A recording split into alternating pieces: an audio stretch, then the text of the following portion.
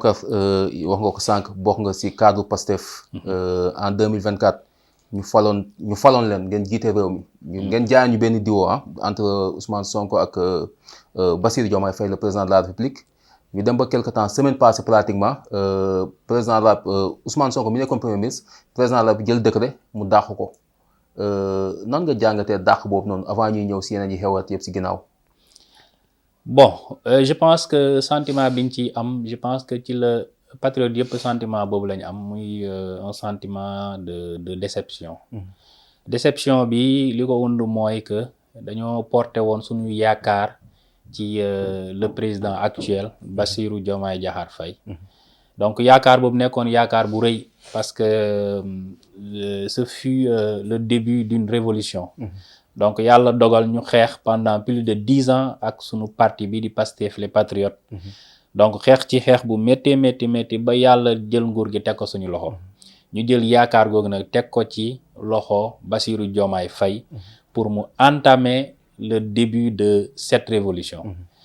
Malheureusement le père de la révolution muy le guide notre leader le président Ousmane Sonko s'est vu nommé premier ministre.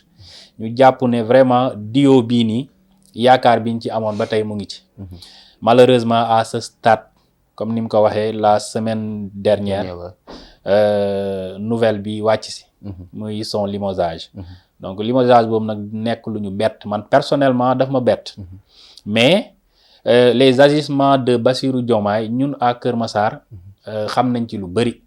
Mais yaakaaruñu woon ne dina àgg ba si niveau bii nii. boo mënee xam ngeen si lu bëri lan nga bëgg wax foofu noonu.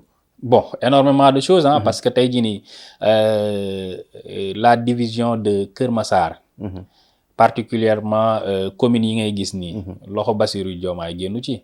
Donc il y a beaucoup de choses yoo xam ne nii defandoon nañ ko fii à la base.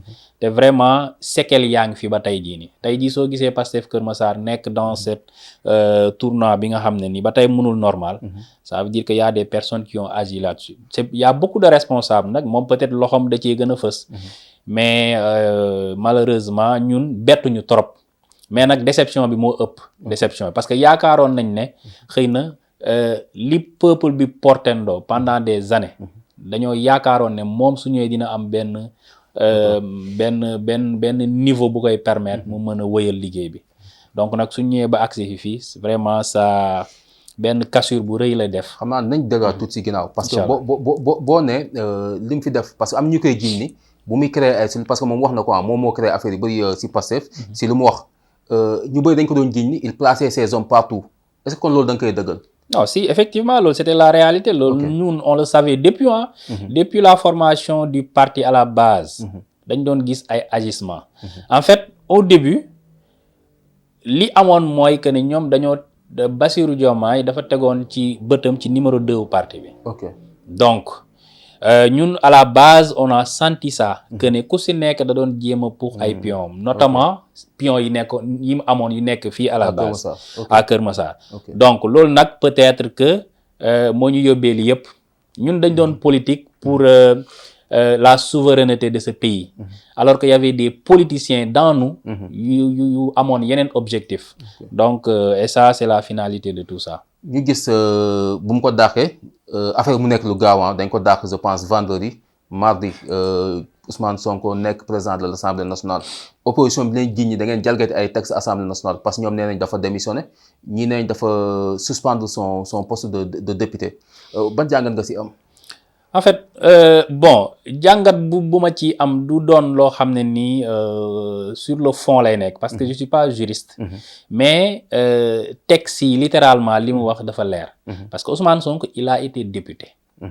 député ba ñu fal ko liste bi ñu ko falee. liste boobu le conseil constitutionnel publié que ne nii c'est la liste bi gagné la majorité des sièges à l'Assemblée nationale.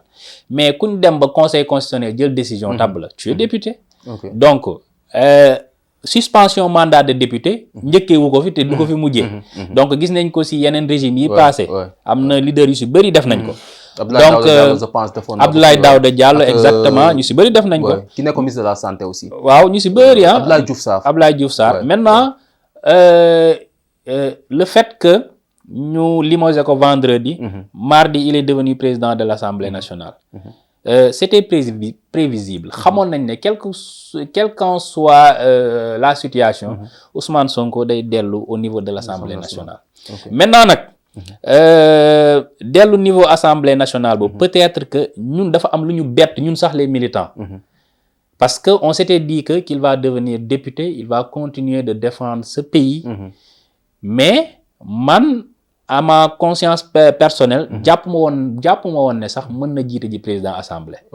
Mais tamit ce qu'a fait El Malick Ndiaye et que je profite di saluer ce geste boo xam ne nii c'est très rare comme ni ko Sonko waxee woon vraiment El Malick ñi amoon yaakaar ñi amatul woon yaakaar ci politique jàpp ne politique warante la ñàkk ngor la El Malick vraiment loolu génnee na ko ci xel yi parce que geste bi mu def geste de haute facture la maintenant nag man mi je m'y attendais pas te vraiment mu nekk loo xam ne nii seddal na suñu xol vraiment bett nañu te ci kiñ ko doon xaaree muy le président actuel jógewul ci moom.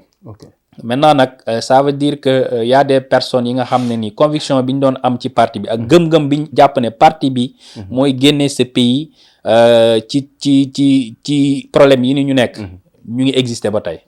Donc ci lañ def loolu parce que El Malick moom je pense que ba mu ko doon def il n'avait même pas eu consulté Pros.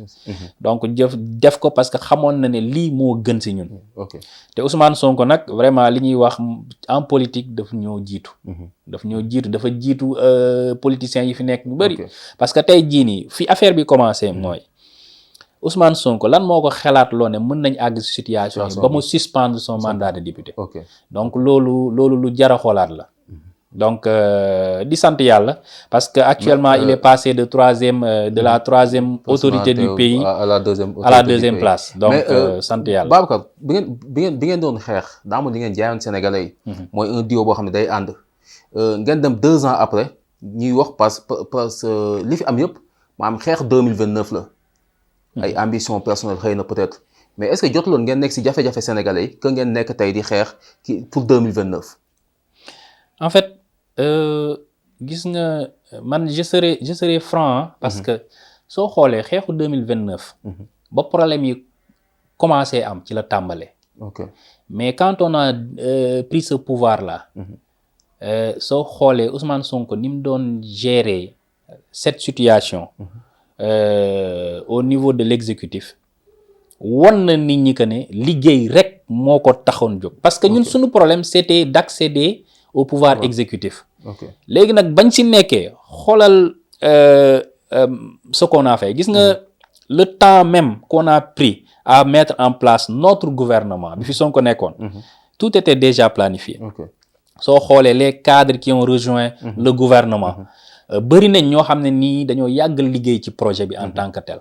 Maintenant nag soo xoolee tamit les réalisations qu'il a accompli le président Ousmane Sonko ba muy nekk primature bi mais il a pu réaliser des choses énormes yoo xam ne nii beaucoup de partis sont passés par là yoo xam ne mënuñ ko def damay jël liñ dige woon Sénégalais liñ leen digoon par rapport à notre souveraineté surtout par rapport aux ressources naturelles xoolal Teranga Yaakaar bi ñu récupérer Teranga Yaakaar gis nga Sénégalais wallaay xamuñ sax njëriñ bi mu ñu war a mën a apporter c'est excessif tey loo xamante ni gars yi dañ ko naroon récupérer caxatee ko mais tey jii nii on a la possibilité ba suñuy progéniture ñëw dundee ci jëriñoo ci Teranga Yaakaar bi on l'a récupéré à 100%.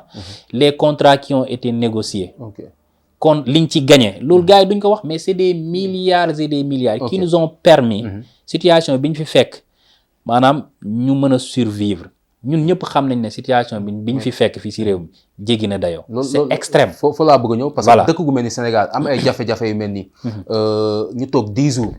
amuñu gouvernement peut-être xam nañ premier ministre bi mais 10 jours pratiquement dara doxul. Est-ce que loolu dina tax nit ñi gën a amaat yaakaar ci politiciens yi. En fait Sonko moom fa mu doon nekk ma nga fa ba tey. Je sais pas nag ku ci nekk ak sa conscience ak ni ngay xalaate ñu ci bëri sax ñu ngi naan lii combine politique la. waaw mais ñun ñun ñun ñi nekk ci biir. xam nañ réellement que ne. du combine politique parce que xam nañ problème yi fu mu jógee. ak fa mu agsi mënul nekk. te Ousmane Sonko nekkul ci ay combine. Ousmane Sonko du seetaan dafa bëgg ay militant am du seetaan ay militant am di am ay fissure ba di jàmmaarloo pour des questions yoo xam ne nii ci moom la du ko seetaan. problème yi doon am fii nii sax da doon woote des fois pour jéem a xool nuñ koy résoudre. mais bon y a des yoo xam ne nii nag bon nit ki su ko gëmee gëm na ko mais ñun on est toujours dans notre lancée politique et on avance. pour ñu avancer